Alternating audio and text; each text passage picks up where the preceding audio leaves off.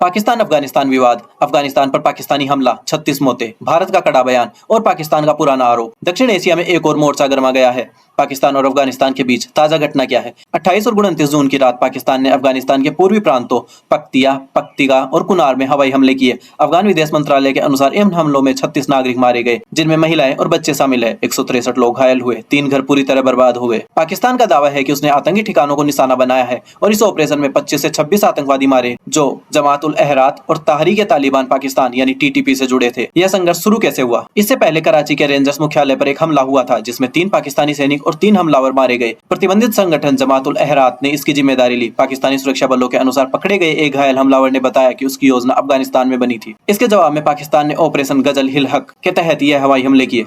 अफगानिस्तान की प्रतिक्रिया। तालिबान शासित अफगानिस्तान सरकार ने पाकिस्तान के दावों को खारिज कर दिया और कहा कि यह हमले रियायती इलाकों में एक धार्मिक स्कूल पर हुए। दोनों देशों ने एक दूसरे के राजनयिकों को तलब कर विरोध जताया। भारत की कड़ी प्रतिक्रिया।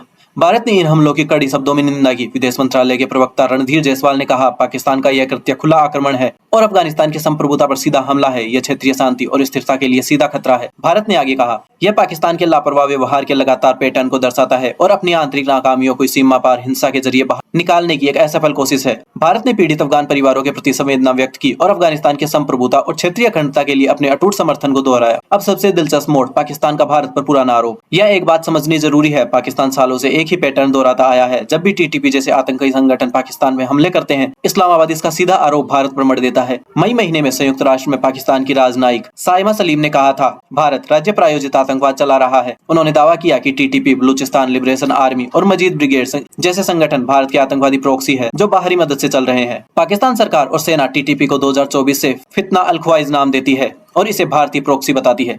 लेकिन सच्चाई क्या कहती है? अंतर्राष्ट्रीय विश्लेषकों और थिंक टैंक जैसे foundation for defence of democracies का कहना है कि फितना अल ख्वाइज या फितना अल हिंदुस्तान नाम की किसी संगठन का कोई स्वतंत्र अस्तित्व नहीं है। इन संगठनों की कोई वेबसाइट, कोई सोशल मीडिया खाता, कोई आधिकारिक बयान नहीं है। टीटीपी खुद अपने हमलों की जिम्मेदारी लेता है और उसे पाकिस्तान भारत समर्थित बताकर पेश करता है। विशेषज्ञों के अनुसार यह पाकिस्तान की एक रणनीति है, अपनी जमीन पर पनप रहे आतंकवाद की जड़ें खुद अपनी नीतियों में तलाशने के बजाय उसका दोष भारत पर डालना है। विश्लेषण। दिलचस्प समानता। विशेषज्ञ यह भी बताते हैं कि पाकिस्तान अब वही रणनीति अपना रहा है जो भारत ने 2015 में म्यांमार में अपनाई थी। सीमा पार आतंकी शिविरों पर सीधा सैन्य हमला। फर्क इतना था कि भारत के उस ऑपरेशन में नागरिक हताहत नहीं हुए थे, जबकि पाकिस्तान के इन हमलों में दर्जनों आम नागरिक मारे गए। व्यापक तस्वीर। अफगान तालिबान और पाकिस्तान के बीच यह तनाव 2021 से लगातार बढ़ रहा है।